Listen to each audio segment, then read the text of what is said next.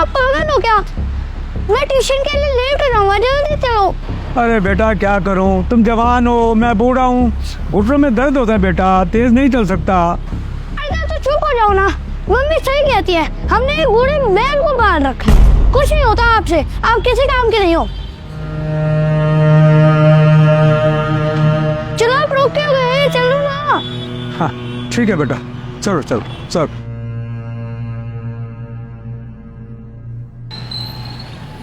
अरे सर आप पड़ोसी। गुड आफ्टरनून बेटा।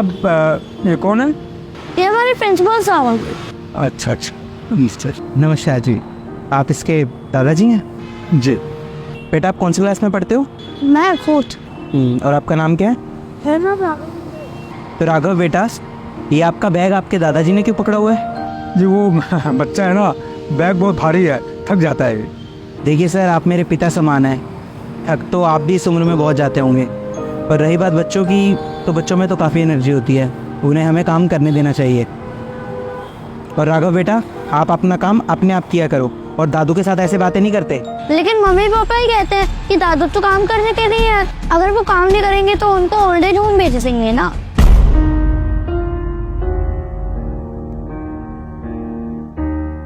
तो इसलिए मम्मी पापा बोलते हैं कि घर के सारे काम दादू से ही करवाया करो। बेटा कल आप अपने मम्मी पापा को लेकर स्कूल में आओगे। लेकिन सर पेटीएम तो नेक्स्ट मंथ है ना। मुझे पता है पेटीएम अगले महीने है, लेकिन मैंने बोला ना कल आप अपने मम्मी पापा को लेकर आओगे। Okay sir. Now go. चलो ना तो। हाँ बेटा चलो।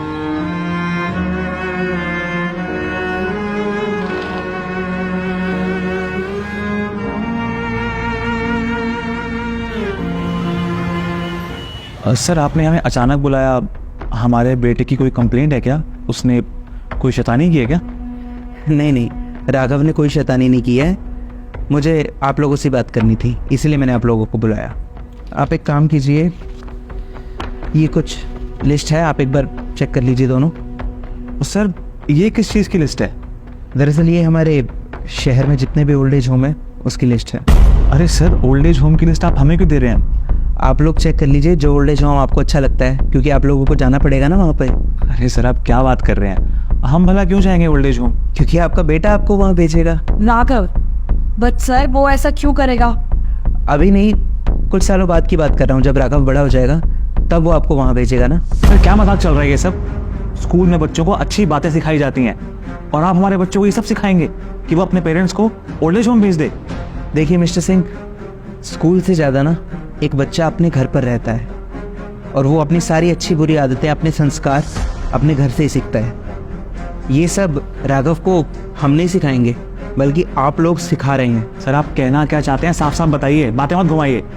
राघव मुझे कल मिला था स्कूल के बाहर, जब उसके दादाजी उसको लेने आए थे, और मैंने देखा कि वो किस तरह से अपने दादाजी को ट्रीट करता है, किस तरह से उनसे बात करता है। आपको क्या लगता है उसने ये सब कहाँ से सीखा होगा? आप लोगों से ही सीखा होगा ना। जिस तरह से आप अपने पिताजी के साथ व्यवहार करते हैं घर पे, वही सब राघव ने देखा होगा और वही सब वो उनको बोलता है। मुझे माफ कीजिए, लेकिन आप अपने पिताजी को क्या बोलते हैं कि वो एक बूढ़े बैल हैं। राघव को ये लगता है कि उसके दादाजी घर पर सिर्फ काम करने के लिए हैं, क्योंकि आप लोग शायद राघव के सामने यही बातें करते हैं कि अगर उसके दादाजी घर का काम नहीं करेंगे तो उनको वृद्धाश्रम भेज दिया जाएगा। शर्म आनी चाहिए आप लोगों को। एक माँ बाप अपने बच्चों के लिए ना पूरी जिंदगी लगा देते हैं अपनी, ताकि उनके बच्चे अपनी लाइफ में कुछ कर सके, सेटल हो सके। और जब बच्चे सेटल हो जाते हैं, बड़े हो जाते हैं, तो माँ बाप के साथ ऐसा व्यवहार करते हैं। किसी ने सही कहा है, घोर कलयुग आ गया, और इस कलयुग में एक बच्चा अपनी माँ बाप की सेवा तो दूर, उनको फ्री में घर में रखना भी नहीं चाहता। घर में रखने के बदले उनसे घर का काम करवाना चाहता है। अरे माँ बाप को भगवान का दूसरा रूप कहा जाता है, पूजनीय होते हैं माता पिता, और आप अपने पेरेंट्स को इस तरह से ट्रीट कर रहे हैं। शर्म आनी चाहिए आप लोगों को। आप लोगों को शायद अभी इस बात का पता नहीं चल रहा, लेकिन जब राघव बड़ा होकर आपके साथ ऐसा करेगा ना, तब आपको एहसास होगा कि आपने क्या गलतियां की थी। देखिए, मेरा ऐसा कोई इंटेंशन नहीं था कि मैं आप लोगों को यहाँ पर बुलाकर और आपकी इंसल्ट करूँ, लेकिन बुजुर्गों का जब मैं ऐसा अपमान देखता हूँ ना, तो मुझसे रहा नहीं जाता। ये आप लोगों का घर का मामला है और मुझे आपके घर के मामले में नहीं बोलना चाहिए, लेकिन बस मैं आप लोगों को समझाना चाहता था, एंड आई होप कि आप जल्दी इस बात को समझ जाएंगे। बाकी आपको जैसा ठीक लगता है आप करिए, लेकिन हाँ, इस बात को ज़रूर याद रखिए कि जैसे आप कर्म करेंगे ना, आपके साथ भी वैसा ही होगा।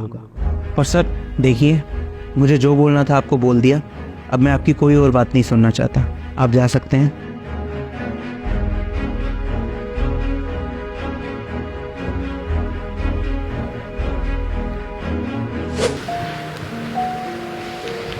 अरे बेटा, अरे अरे नीचे कहाँ बैठ गए बच्चों, ऊपर बैठो ना। अरे इधर आओ ना। पिताजी, आप हम दोनों को माफ़ कर दीजिए। हमसे बहुत बड़ी गलती हो गई है। हमने पूरी ज़िंदगी जाने अनजाने में आपको बहुत दुख पहुंचाया, और आज नौबत यहाँ तक आ गई है कि हमारा बच्चा भी आपकी इज्जत नहीं करता। हाँ पापा जी, हमें प्लीज़ माफ़ कर दीजिए। अगर हमने आपकी इज्जत की होती तो आज राघव भी आपकी इज्जत करता। वो इस तरह से आपसे बात नहीं करता। प्लीज़ हमें माफ़ कर दीजिए। जिस उम्र में बच्चों को माता पिता की सेवा करनी चाहिए, उस उम्र में हम दोनों आपसे काम करवा रहे हैं। कोई बात नहीं बच्चों, इधर आओ, आओ ऊपर आओ बेटा, आओ आओ, आओ।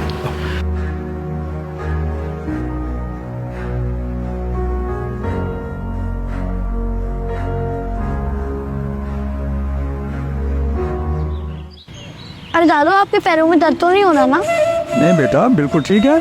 चलो मैं आपकी हेल्प करता हूँ, आपको लेके चलता हूँ। अरे चलो बेटा, चलो आओ।